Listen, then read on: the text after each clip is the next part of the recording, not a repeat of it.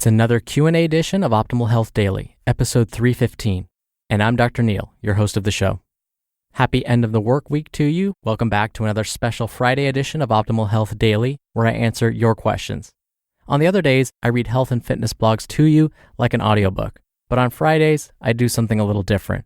I take your questions that you submit to me and answer them right here on the show.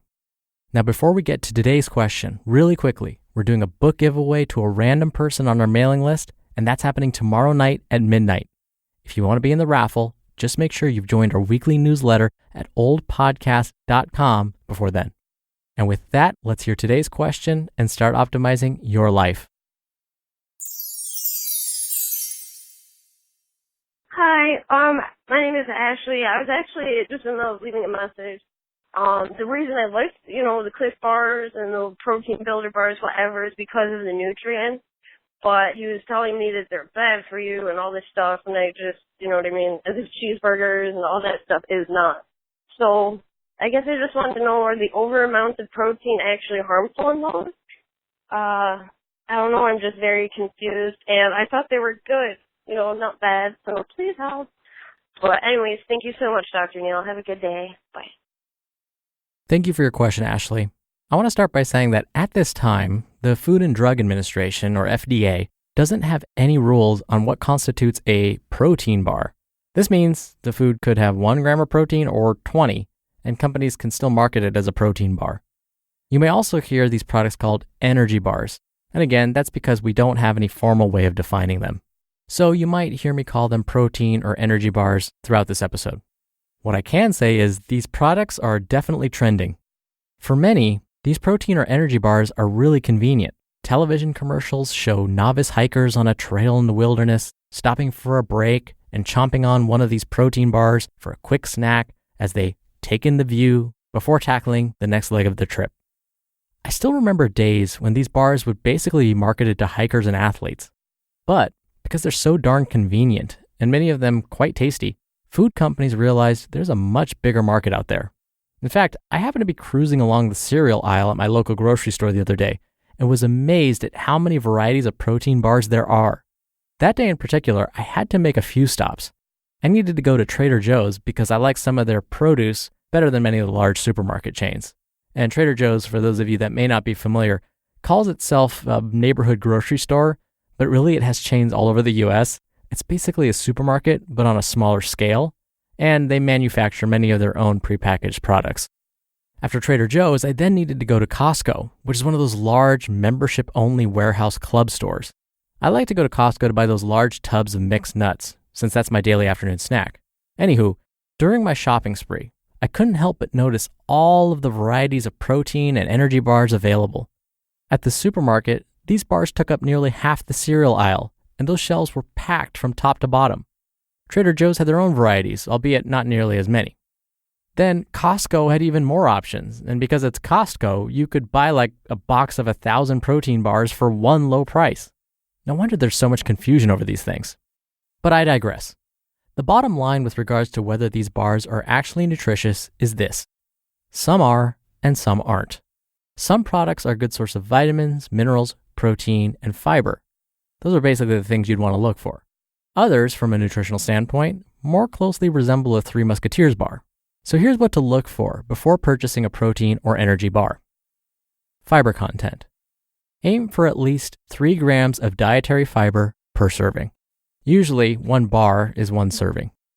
Be careful. Definitely look at the serving size as well. Make sure that 1 bar is in fact 1 serving. Sometimes the bars are so large that it may be actually 1.5 or even 2 servings. Protein. The bar should contain 10 to 20 grams of protein per serving. Ingredients. Look at the first 5 ingredients on the ingredients list. Remember, ingredients are listed by weight. The first ingredient listed is what that food is made mostly of by weight. So by looking at the first 5 ingredients, it will give you a pretty good picture of what that product is made mostly of. I like this trick because you won't even need to try and do the math when it comes to figuring out whether there's a lot of added sugar, for example. The first few ingredients should ideally be real foods like nuts and fruit. If the first 5 ingredients contain the words sugar, syrup, or chocolate, or end in OSE, which means it's a sugar, you may want to keep shopping. Now, if the product has more than 5 ingredients, and usually they will, just know it probably contains some additives or manufactured preservatives. And finally, calories. Aim for a bar that contains between 100 and no more than 200 calories per serving. For athletes or maybe those hikers like the ones I mentioned before, going up to 500 calories per serving is acceptable if the bar is meant as a meal replacement. If it's supposed to be just a snack, then aim for between 100 and 200 calories. Now, in general, if you can pack your own snack, like an apple and string cheese, or a banana and peanut or almond butter, you will likely be better off. But I get it. Some days you're in a hurry and you just need something quick and tasty. I don't mind when folks use some of these protein or energy bars as a quick snack. I just prefer they don't make it a habit. And I also make sure that they're not purchasing the meal replacement bars close to 500 calories when it's really just supposed to be a snack. Thank you again for your question, Ashley. You're going to be entered into a very small raffle every month to win a book. And if you're on our weekly newsletter, that's another way to be entered into raffles for free. It's easy to join. Just come by oldpodcast.com and enter your email address. Be sure to do that before Sunday, though, because the next raffle is tomorrow night. Thank you for sticking with me all week. I hope you've had a wonderful week so far. Thank you for listening every day and all the way through. Have a wonderful weekend, and I'll see you back here on Monday where your optimal life awaits. Hello, Life Optimizer. This is Justin Malik, creator and producer of this show and Optimal Living Daily, the brother podcast of this one. Literally, I'm Dr. Neil's brother. If you like the format of this show, you'll love Optimal Living Daily too, where I also read to you from blogs, but cover other topics like personal development, finance, and minimalism from bloggers like Derek Sivers, The Minimalists, Zen Habits, and many more. So for more amazing content read to you for free, come subscribe to Optimal Living Daily too, and together we'll optimize your life. You've been listening to Optimal Health Daily. Be sure to hit the subscribe button to stay up to date on each new episode, and head to oldpodcast.com.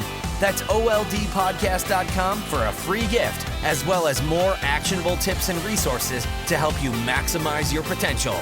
Thanks for joining us, and remember, your optimal life awaits.